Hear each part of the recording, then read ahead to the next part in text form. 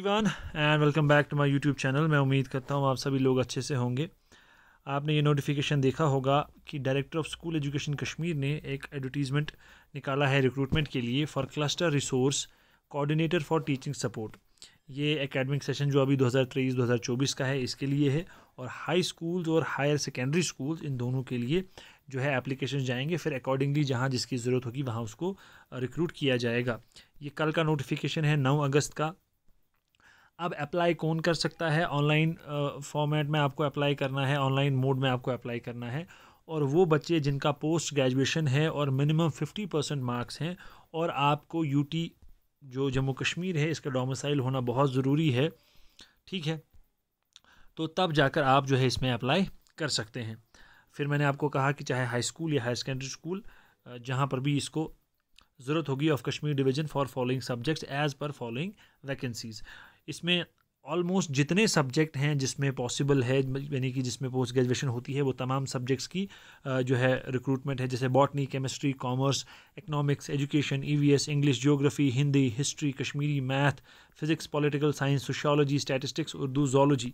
अब इसमें terms and conditions क्या हैं? जो ये आपकी रिक्रूटमेंट होगी प्योरली टेम्प्रेरी बेसिस पे होगी, और आपको 25,000 पर मंथ जो है वो रिन्यूमरेशन मिलेगा।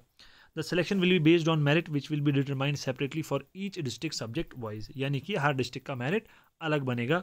The hiring shall be made up to 31 March 2024 which shall be strictly as per the performance and feedback of school head. ठीक है, आपकी परफॉर्मेंस और जिस जगह आप रिक्रूट हुए हैं उसका स्कूल का हेड जो है उसके बेसिस पे आपकी जो है हायरिंग होगी। The hiring thus made shall not have any preferential claim to the candidate for selection on regular basis, यानी कि बाद में आप ये नहीं कह सकते कि 6 महीने आपने हमें रिक्रूट किया, फर्दर हमारा जो है एक्सटेंशन दे दो, इसलिए ये पहले इन्होंने लिखा हुआ है।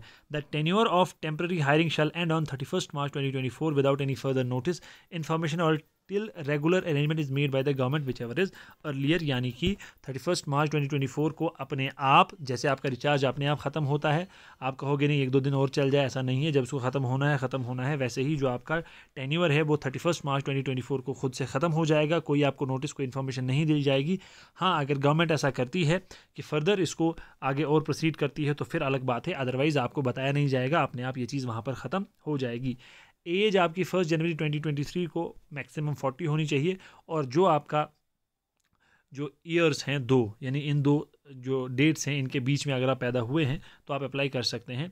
आप 1/1/2005 के बाद पैदा नहीं हुए होने चाहिए, यानी कि अगर कोई 2006, 7, 8, 9, 10 में पैदा हुआ है तो वो अप्लाई नहीं कर सकता, और 1/1/1983 से पहले भी अगर आप पैदा हुए हैं तो भी आप अप्लाई नहीं कर सकते। डोमिसाइल मैंने आपको बोला कि आप जम्मू कश्मीर यूनियन टेरिटरी के डोमिसाइल होने चाहिए, तब जाकर आप जो है वो अप्लाई कर सकते हैं। अब डॉक्यूमेंट आपको क्या क्या अपलोड करना है?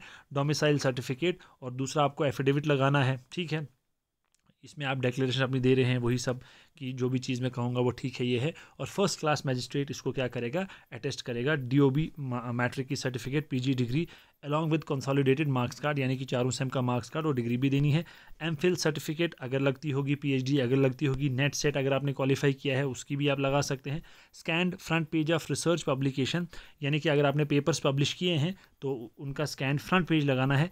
Character antecedent certificate from special DG CID Jammu and Kashmir after final selection, यानी कि कैरेक्टर सर्टिफिकेट आपको कहाँ से लेना है? स्पेशल डीजी सीआईडी से आपको लाना है। और कैसे आपको अप्लाई करना है? The candidates are required to apply online through the website of director of school education on the link available on this from 10 August, यानी कि आज से 12 बजे से 20 अगस्त तक आप अप्लाई कर सकते हैं, और सिर्फ ऑनलाइन ही अप्लाई करना है, बाकी कोई और रास्ता आपको अपनाना नहीं है, अदरवाइज़ आपका जो फॉर्म है वो रिजेक्ट हो जाएगा। आपको इमेज भी पासपोर्ट साइज़ कलर्ड फोटो वगैरह अपलोड करना है। No application shall be entertain after the expiry of last date, चाहे कुछ भी हो, लास्ट डेट के बाद आपका फॉर्म एक्सेप्ट नहीं किया जाएगा। उसके बाद application should be supported by the self attested certificate testimonials, खुद से जो हम अटेस्ट करते हैं वो, और बाकी वही कि कोई फ्रॉड डॉक्यूमेंट नहीं लाना है। Subject wise, district wise vacancies can increase or decrease depending upon transfers, promotion and outcome of PSC selection appointments if any. One candidate can apply in one district only. ऐसा नहीं है कि आप तमाम districts में अप्लाई कर सकते हो। अब सिलेक्शन प्रोसीजर क्या है?